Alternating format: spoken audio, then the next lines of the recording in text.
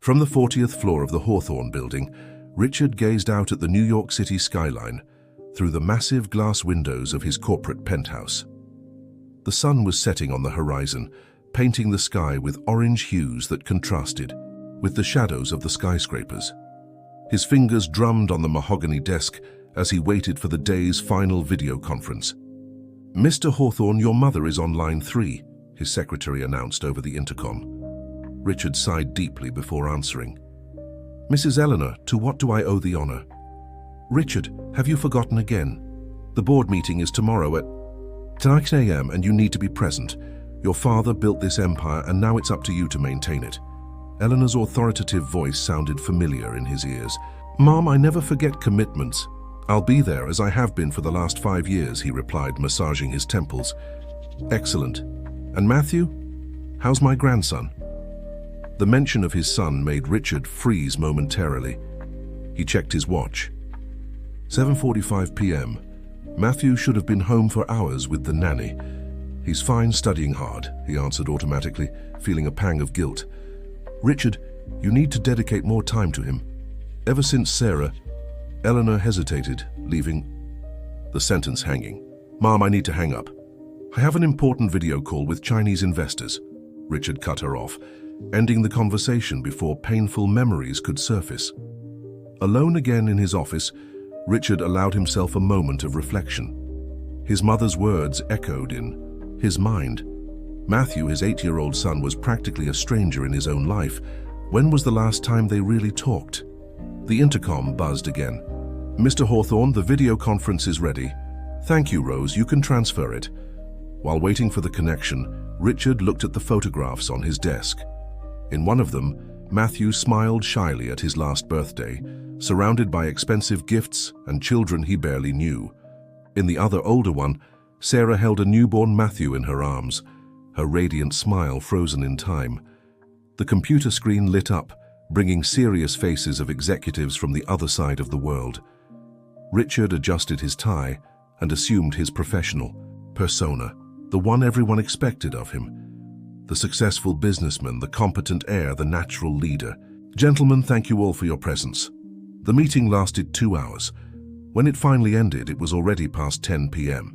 Richard gathered his belongings, putting important documents in his Italian leather briefcase. In the panoramic elevator, he observed the lights of the city that never slept, feeling the weight of loneliness amidst so much success. At home, silence greeted him. The nanny, Sandra, was waiting on the living room sofa. "Good evening, Mr. Hawthorne. Matthew is already asleep," she informed him, starting to gather her things. "How is his day?"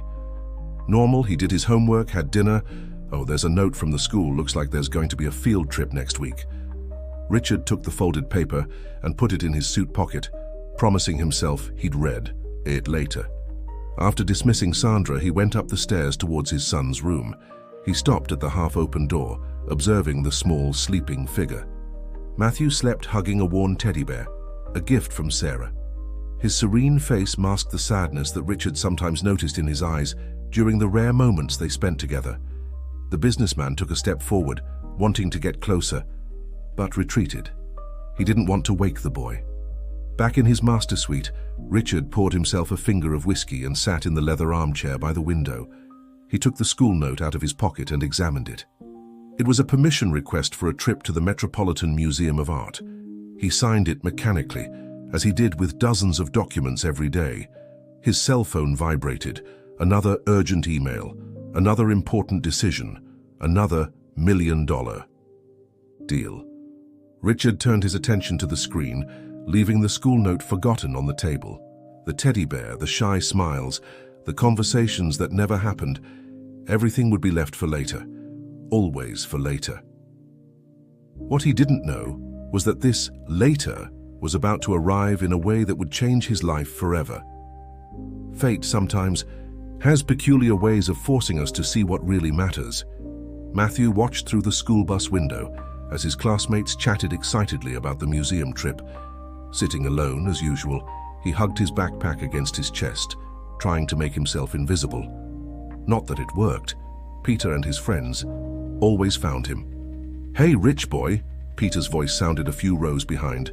Why didn't you buy the whole museum for your dad? It would be easier, wouldn't it? Muffled laughter echoed through the bus. Matthew sank even further into his seat, wishing he could disappear. Ms. Olivia, who was coordinating the excursion, noticed the commotion and approached. "Any problem, Peter?" she asked, with a firm but gentle look. "None, Miss Olivia. We were just talking to our friend," the boy replied with a fake smile. Olivia didn't seem convinced, but she had to turn her attention to other students who were starting to get restless.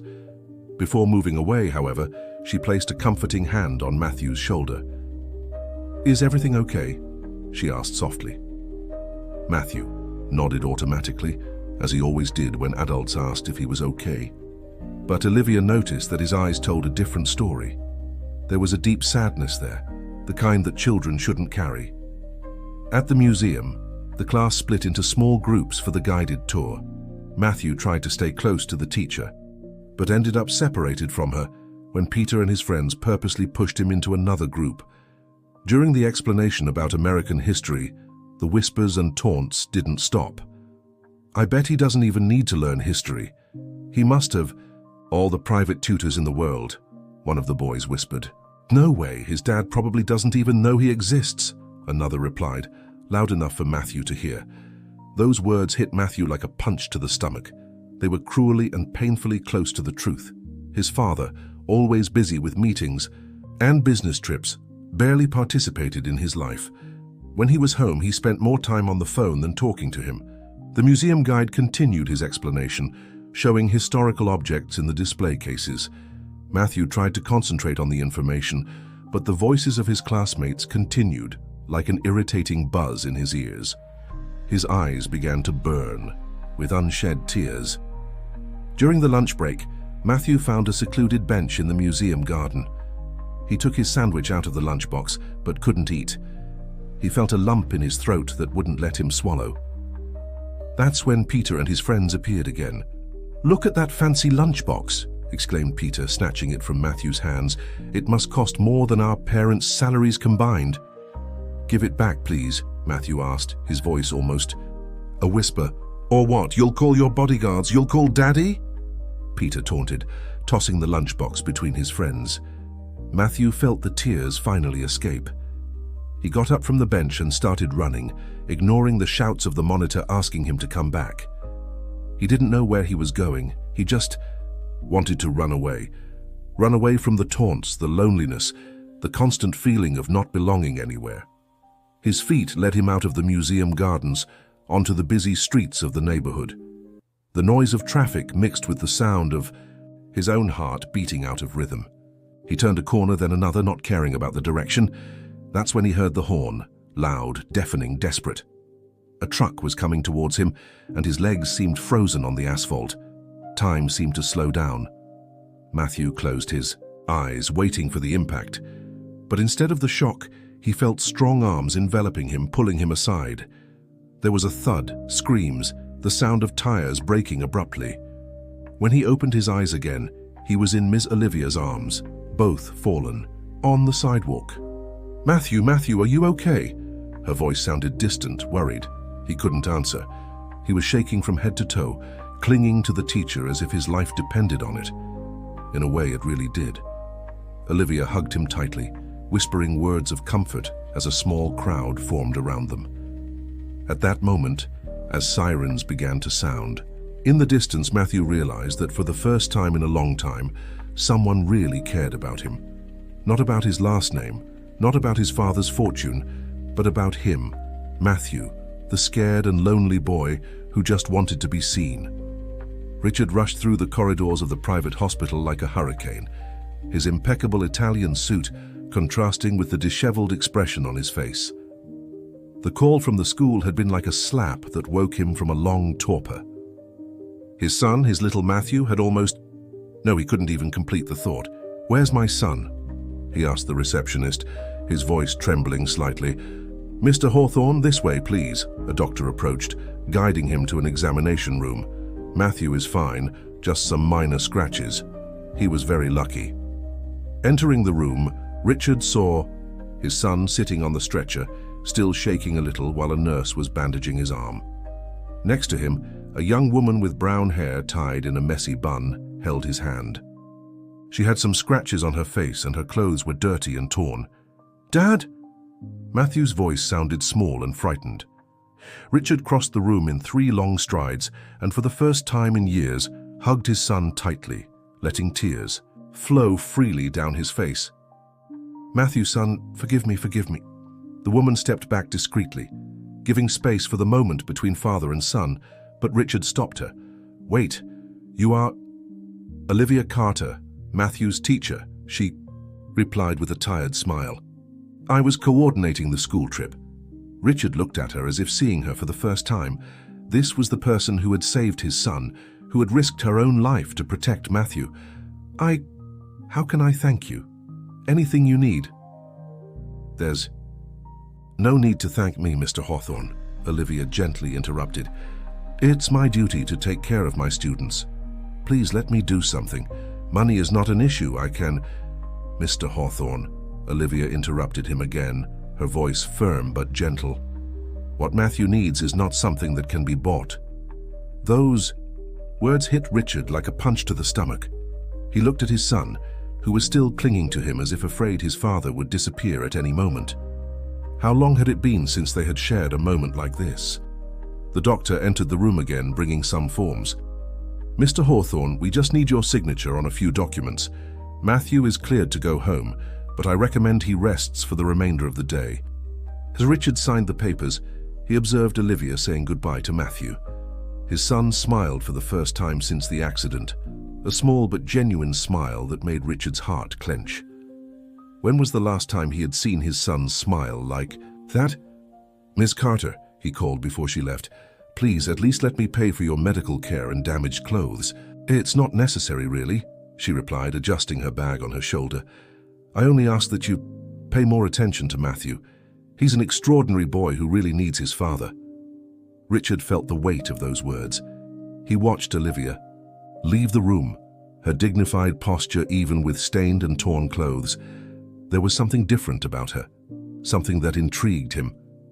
It wasn't just her refusal of money, something rare in his world, but the way she spoke, how she looked at Matthew, how she seemed to see beyond appearances. On the way home, Matthew remained quiet in the back seat of the Mercedes, hugging the teddy bear that Sandra had brought from the hospital at his request. Richard observed him through the rearview mirror, feeling lost. How had he let things get to this point? "Matthew," he began hesitantly, do you want to talk about what happened?" The boy raised his eyes, surprised by the question. It was rare for his father to initiate a conversation. "The boys, they were teasing me, as always." "As always?" Richard felt his heart tighten. "Does this happen often?" Matthew just shrugged, going back to hugging the bear. The silent gesture said more than 1,000 words. Richard realized how many things he didn't know about his own son's life. How many problems, how many sorrows he had faced alone while his father was busy building an empire that, he now realized, meant nothing compared to his son's safety. When they got home, Richard did something unprecedented. He cancelled all meetings for the rest of the day. He ignored his mother's insistent calls and urgent emails. For the first time in years, he sat next to his son on the living room sofa, just to be present. The silence between them was uncomfortable, laden with unspoken words and years of distance, but it was a start. And as he watched Matthew fall asleep, exhausted by the day's events, Richard made a decision. Ms. Carter's words echoed in his mind. Money couldn't buy what his son really needed.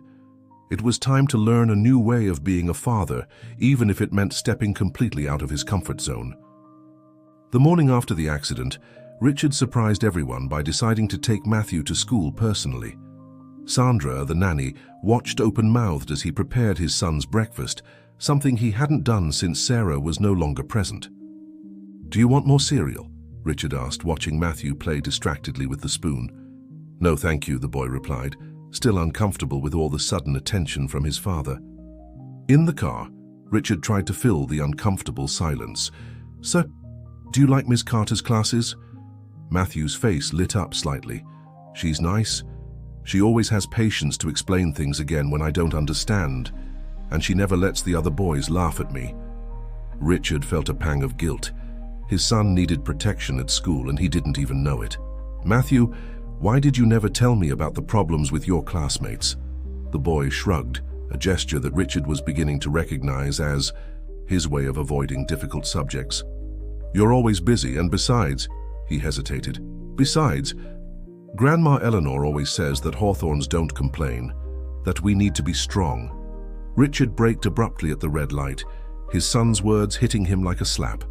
His mother, always concerned with appearances and traditions, was molding Matthew with the same demands that he himself had suffered in childhood. As they arrived at the school, Richard noticed Olivia at the gate receiving the students. She seemed perfectly recovered from the day before, except for a small bandage on her forehead. Her warm smile as she greeted each child was genuine. "Good morning, Matthew." She smiled especially at his son. "It's good to see you today." "Good morning, Ms. Carter," Matthew replied, a small smile appearing on his face. "Ms. Carter," Richard approached. "Can we talk for a moment?" Olivia nodded, asking an assistant to take her place. They moved a little away from the gate. "Mr. Hawthorne, if this is about yesterday, I already said you don't need to—" "It's not about payment," he interrupted her. "Well, not exactly. I want to know how I can help Matthew with the problems he faces at school, with everything." Olivia studied him for a moment as if assessing his sincerity. "The school has an after-school integration project, extra activities, art workshops, music. It would be good for Matthew to participate, make friends in a more relaxed environment." He never mentioned this. "Because they're free activities," Olivia explained softly. "I imagine that for someone in your position it might seem too simple." Richard felt his face burn. It was true. He had always looked for the best private lessons, the most expensive courses, believing that this was the best for Matthew. "The project is on Tuesdays and Thursdays from 3 to 5, Olivia continued. "I coordinate the activities. If you want, Matthew can start today." "And could I participate too?" The question surprised both Olivia and Richard himself. She blinked a few times before answering. "Well, we always need volunteers," she said, a small smile appearing on her lips. "But I must warn you that you'll have to leave the suit at home." For the first time in a long time, Richard smiled genuinely. "I think I can manage that." Later, in his office, Richard stared at the computer screen without really seeing the numbers in front of him. His mind was on Olivia's words, on Matthew's shy smile, on the possibilities that were opening up. The door opened without warning, and his mother entered like a storm. "Richard, you missed the board meeting," Eleanor exclaimed. "What's happening to you?" "Mom, Is it because of that teacher? I heard about yesterday's incident. I've already arranged for Matthew to be transferred to a school more suitable for our level." Richard stood up, feeling a strength he didn't know he had. "No, you didn't, and you won't. Matthew stays where he is."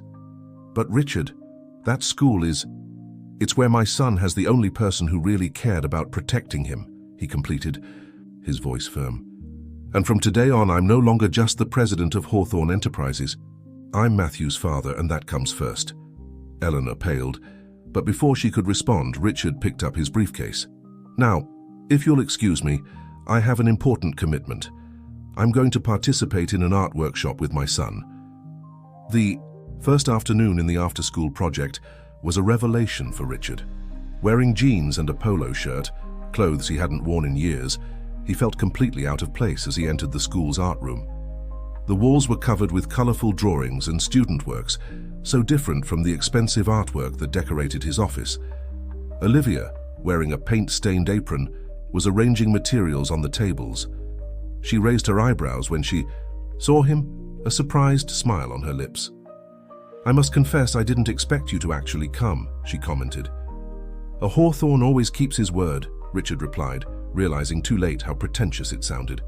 But Olivia just laughed. "Well, Mr. Hawthorne, today we're working with clay. I hope you don't mind getting your hands dirty." The children started arriving, including Matthew, who stopped at the door, stunned to see his father. Richard felt his heart clench as he realized how his son seemed not to believe he was really there. "Dad? You really came?" "I did," Richard replied, suddenly feeling nervous. Can I sit with you? Matthew nodded, still amazed, and together they occupied a table. Olivia began to explain the day's activity. Each one should create something that represented a happy moment in their life. Richard observed his son start working on the clay with a concentration he had never noticed before. "What are you making?" he asked after a few minutes. "It's Bernard," Matthew replied, molding what looked like a bear. "The teddy bear Mom gave me." Richard felt his throat tighten. Sarah had given that bear to Matthew on his last birthday together. It was the same one the boy still hugged to sleep every night. "And you, Dad? What are you gonna make?" Richard looked at the block of clay in front of him, feeling lost. When was the last time he had created something with his own hands? His gaze wandered around the room, observing Olivia helping other children, her infinite patience, her gentle smile. Without realizing it, he began to mold the clay, letting his fingers work instinctively. Gradually, a shape began to emerge, a small boat. "It's Grandpa's boat," Matthew recognized, his eyes shining. "Where he used to take you fishing." Richard stopped, surprised. He hadn't consciously realized he was recreating his father's boat, where he had spent some of the happiest moments of his childhood, moments he had never shared with Matthew. "Your grandfather used to take me every Sunday," Richard recounted, continuing to work on the boat's details. "We spent hours talking about everything and nothing. Why don't we ever do that?" Matthew's innocent question hit him like lightning. Why, indeed? Because he was too busy? Because he thought giving expensive gifts was enough? Olivia approached their table at that moment, observing their work. "They look very nice," she praised. "Matthew, you captured your bear's expression perfectly." "Miss Carter also makes clay teddy bears," Matthew commented excitedly. "She showed me photos of the ones she makes to donate to the children's hospital." Richard looked at Olivia with renewed interest. "You do volunteer work?" "In my spare time," she replied, adjusting a strand of hair that had escaped from her bun. "It's a way to honor my brother's memory." There was something in her voice, a note of sadness that made Richard want to know more. But before he could ask, Olivia had already moved away to help another student. At the end of the afternoon, as the children cleaned up their places, Richard noticed how Matthew seemed different. There was a lightness in his movements, a sparkle in his eyes that he hadn't seen in a long time. "Dad," Matthew called as they were putting away their work to take home, "can we come back on Thursday?" Richard looked at his son, at the small clay bear in his hands, at Olivia organizing the room with the same care she treated her students. Something was changing inside him, something he couldn't explain. "Of course we can, son," he replied, surprising himself with his own excitement. "Of course we can." As they left the school, Richard realized he had missed 3 important meetings and had more than 20 unanswered calls on his cell phone. But for the first time in years, it didn't seem important. Matthew's smile, the smell of clay on his hands, the feeling of having created something meaningful, all of this was worth more than any business deal. The following weeks brought a new routine to the Hawthorns' lives. Every Tuesday and Thursday, Richard left the office early to participate in after-school activities with Matthew. Eleanor continued to protest, arguing that he was neglecting the family business, but for the first time in his life, Richard didn't care about his mother's demands. On a particularly busy afternoon at the school, while the children were rehearsing for a theatre performance, Richard found Olivia in the library organizing some books. "Need help?" he offered, picking up some volumes that had fallen. "Thank you," she smiled, and Richard noticed how her eyes seemed more tired than usual. "The children are very excited about the play." "Matthew can't stop talking about it," Richard commented, passing the books to her. "I've never seen him so involved with something before." Olivia nodded, but her smile faltered for a moment. Richard realized something was wrong. Did something happen? She hesitated, putting the last book on the shelf before turning to him. "Peter, the boy who used to pick on Matthew, he's not coming to the activities anymore." "Isn't that good?" "Not like this," Olivia sighed. "His mother lost her job and now he needs to stay home to take care of his younger brother while she looks for work. He's only 10 years old, Mr. Hawthorne. No child should carry that kind of responsibility." Richard felt a knot in his stomach. He thought of Matthew, of how his son had everything money could buy, but until recently lacked the most important thing, Presence, attention, love. Isn't there anything we can do? Olivia looked at him with a curious expression. We. Richard felt his face heat up. Well, I thought maybe... Miss Carter! A shout interrupted the conversation. It was Julia, one of the students, running towards them with tears in her eyes. Tyler tore up my drawing. Olivia immediately knelt down to console the girl, and Richard watched in admiration as she transformed a child's tragedy into a learning opportunity. In a few minutes, Julia and Tyler were reconciled, working together on a new drawing. You're amazing with them, Richard commented when Olivia returned. It's just years of practice, she replied, but there was a blush on her cheeks. And also, well, after what happened to my brother, I promised myself I would make a difference in children's lives. Your brother, you mentioned him before. If you don't mind talking about it. Olivia was silent for a moment, her fingers playing absently. With the necklace she always wore, a small star-shaped pendant. Luke was 8 years old, she began, her voice soft.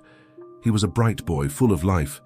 That day he was coming back from school alone. I should have gone to pick him up, but I had a college exam. He ran across the street, fleeing from some boys who were chasing him.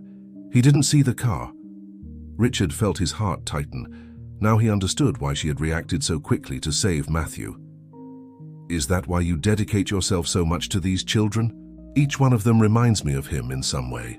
Olivia smiled sadly. Especially those who seem lonelier, like Matthew was. Sometimes all a child needs is to know that someone cares. Richard thought of his own son, of how he was flourishing in recent weeks. It wasn't just the after-school project. It was the attention, the affection, the feeling of belonging that Olivia provided to all the children. About Peter, Richard said after a moment, I think I have an idea. Olivia raised her eyebrows, curious. Hawthorne Enterprises always needs good employees, he explained. I can check if there's a suitable position for his mother. And as for the project, maybe we can expand it, create a scholarship program for families who need support. Mr. Hawthorne, that would be... Richard, he gently interrupted her. After weeks of making clay bears together, I think you can call me Richard. Olivia laughed, a sound that made something inside him stir in a way he hadn't felt in a long time. Well, Richard, she said, testing the name, your idea is wonderful. But are you sure you want to get involved that much?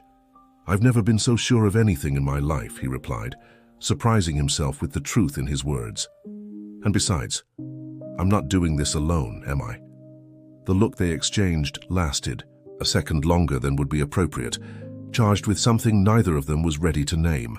They were interrupted by Matthew, who came running to show the drawing he had made for the play's scenery. Richard watched his son excitedly explain every detail of the drawing to Olivia, who listened with genuine interest. Something was changing, not just in Matthew or in himself, but in his entire world. And for the first time in a long time, the change didn't scare him, it made him feel alive. The news fell like a bomb at the Hawthorne Enterprises board meeting. Richard had created a social responsibility program, offering jobs and scholarships to underprivileged families from Matthew's school. Eleanor, seated at the head of the table, observed her son with a mixture of disbelief and contained fury. This is inadmissible, thundered one of the board members. Using company resources for personal projects? It's not a personal project, Richard calmly replied, presenting the numbers on the big screen. It's an investment in the future. These families have incredible potential, they just need opportunities. And I suppose this teacher has nothing to do with your sudden social concern, Eleanor asked, her voice laden with disdain. Richard felt his blood boil but kept his composure. Olivia is a dedicated professional who helped me see what really matters. And yes, she is supervising the educational project because no one knows these children's needs better than her. After the stormy meeting, Eleanor followed her son to his office. Richard, we need to talk. This situation is getting out of control. What situation, Mom? Don't play dumb. First you start missing important meetings to play teacher. Now you're spending company money on social projects, and all because of this woman. Your grandson almost had a serious accident because he was being bullied and you didn't even know, Richard exploded. I didn't know. I was too busy building an empire that means nothing if I can't use it to make a difference. Your father. My father, Mum, and with all due respect, he taught me more in that little fishing boat than in all the board meetings. Eleanor paled. I see I can't argue with you now, but know that I've taken measures. What kind of measures? I hired someone to investigate your friend. Everyone has a past, Richard. And when I find out hers... Enough! Richard slammed, his hand on the desk, startling even himself. You will not do that. Olivia is the most upright person I've ever met. And if you insist on this persecution, I'll have to take measures you won't like. That afternoon, Richard arrived at the school earlier than usual, needing to talk to Olivia before the activities began. He found her in the courtyard, helping some children with their homework. Can we talk for a minute? He asked. Olivia nodded, asking an assistant to continue with the children. They walked to the school garden, where they had more privacy. Did something happen? She asked, noticing Richard's tense expression. My mother, and she's investigating you, he blurted out, hating to have to give her this news. I tried to stop her, but to his surprise, Olivia smiled sadly. It was to be expected. It must be hard for her to accept that her son is getting involved with a simple teacher. Don't say that, Richard gently touched her arm. You're extraordinary. What you've done for Matthew, for all these children. Richard, she gently interrupted him. Your mother won't find anything compromising about me, but maybe it's better if we distance ourselves a bit. For the good of the project, the children... No, he held her hand, surprising them both, with the gesture. I won't let my family's prejudice destroy something so important. Matthew is finally happy. The other children are having real opportunities for change. And you? Olivia asked softly, her eyes meeting his. How are you? Richard felt his heart race. How to explain that in the last few weeks he had felt more alive than in years, that seeing his son smile, helping other families, spending time with her, all of this had given a new meaning to his life. Before he could answer, they heard raised voices coming from the school building. It was Matthew, and he wasn't alone. Your dad is only doing this to impress the teacher. Peter's voice sounded angry. Everyone knows. It's not true. Matthew replied, his voice trembling. My dad has changed. He cares. Richard and Olivia ran inside, finding the two boys in the hallway. Matthew had tears in his eyes, but for the first time, he didn't seem scared. He seemed hurt and disappointed. What's going on here? Olivia asked firmly. Peter, seeing Richard, paled. My dad isn't like everyone thinks, Matthew continued, his words surprising everyone. He's trying to help. Your mum got a job because of him, Peter. Why are you still picking on me? The silence that followed was deafening. Peter looked at his own feet, ashamed. Richard felt his heart swell with pride, seeing his son finally stand up for himself, not with anger or fear, but with truth and dignity. Olivia knelt between the two boys. Sometimes when people are hurt, they hurt others without realizing it, but they can also choose to be better, can't they? Richard observed the scene, feeling something change inside him. It didn't matter what his mother or society thought. There, in that simple school with that extraordinary teacher, he had found something that all his money could never buy. A real purpose. The morning began bustling at the school. It was the day of the theatrical performance that the children had rehearsed so much for, and the energy in the air was palpable.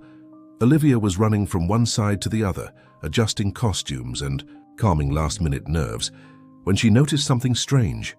Several parents were whispering in groups, casting glances in her direction. Olivia, Marisa, another teacher, approached hurriedly.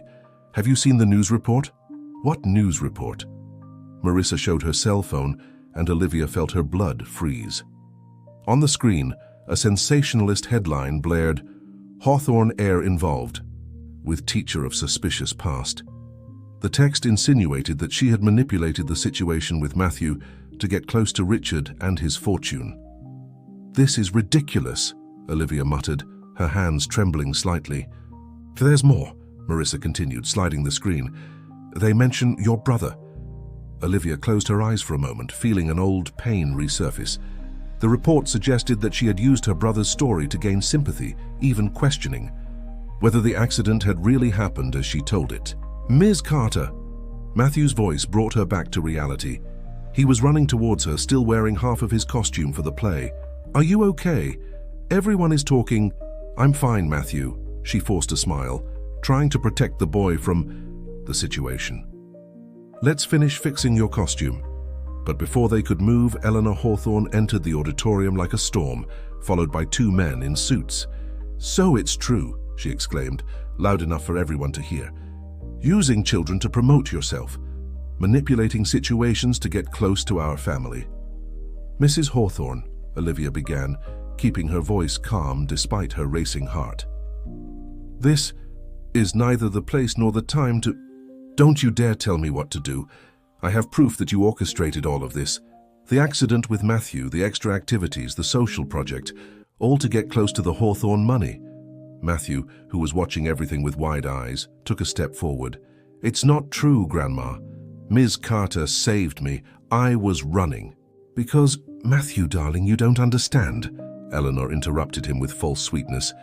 "Adults sometimes do bad things for money." "Enough!" Richard's voice thundered through the auditorium. He was standing at the entrance, holding an envelope in his hands, his expression more serious than anyone had ever seen. "Mom, you've gone too far," he said, approaching the group.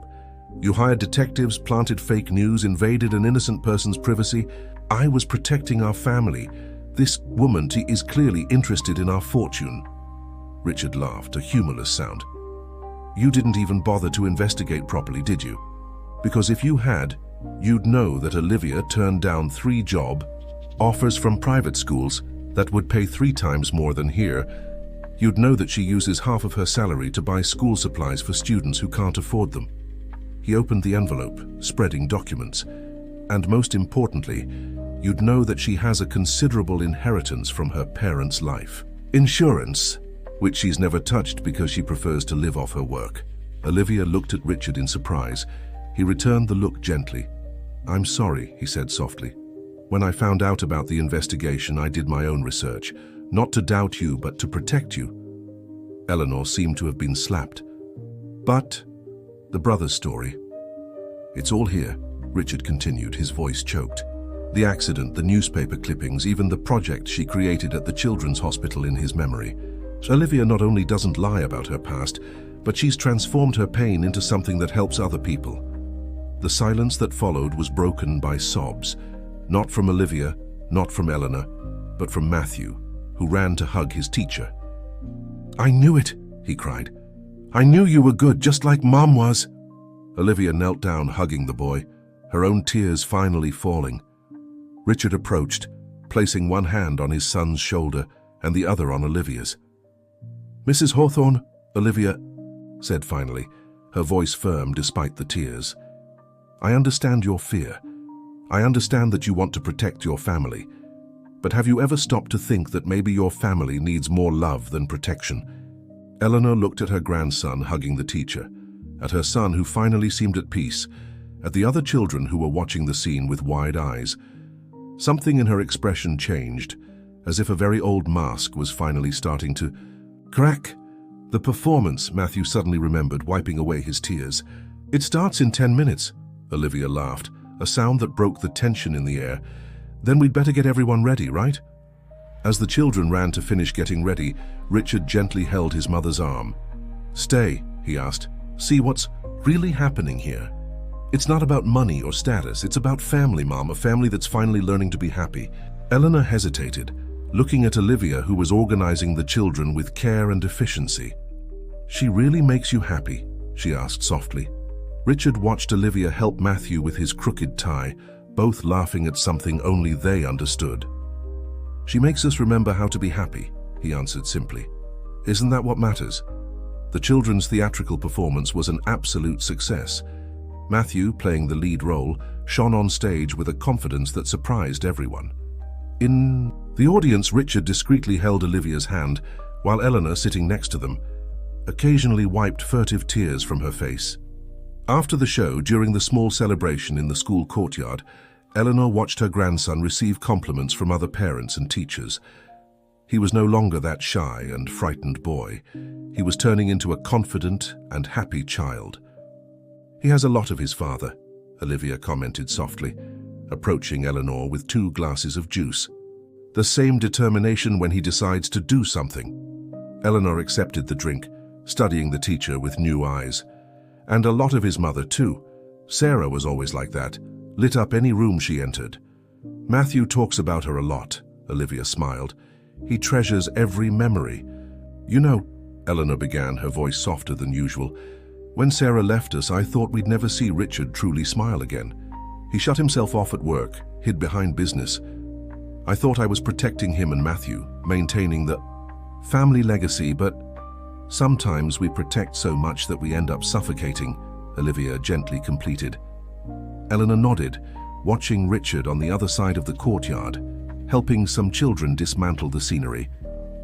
He had taken off his jacket, rolled up the sleeves of his dress shirt and was laughing at something Peter, now fully integrated into the group, had said.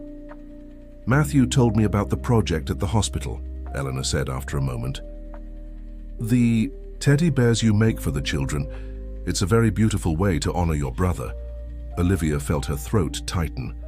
Luke loved teddy bears. After the accident, I started making them as a form of therapy.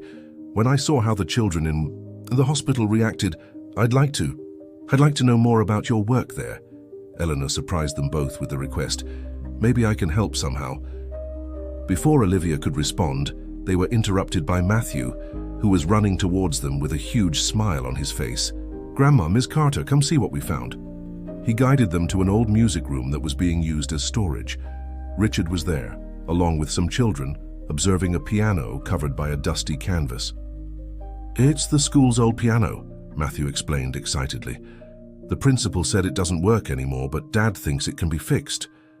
It would be great for the music classes in the project, Olivia commented, gently running her hand over the yellowed keys. You play? Richard asked, surprised. I used to give private lessons in college, she replied with a shy smile. That's how I paid for part of my studies. Eleanor observed the scene with interest, her grandson practically jumping with excitement, her son looking at Olivia as if she were a constant source of wonderful surprises, the teacher blushing slightly under his gaze.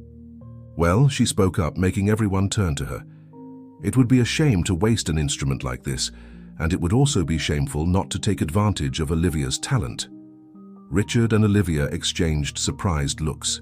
Mom? What? Eleanor shrugged, a small smile playing on her lips. Can't I be interested in the family's social project? Matthew hugged his grandmother tightly, catching her off guard. Eleanor stiffened for a moment, but soon relaxed, returning her grandson's hug. You know, she continued, stroking Matthew's hair, your mother also loved music. She played the violin magnificently. Really? Matthew asked, his eyes shining. Yes, in fact. Eleanor hesitated, looking at Richard. We still have her violin, stored away. Maybe it's time for it to be used again. Richard felt his eyes sting.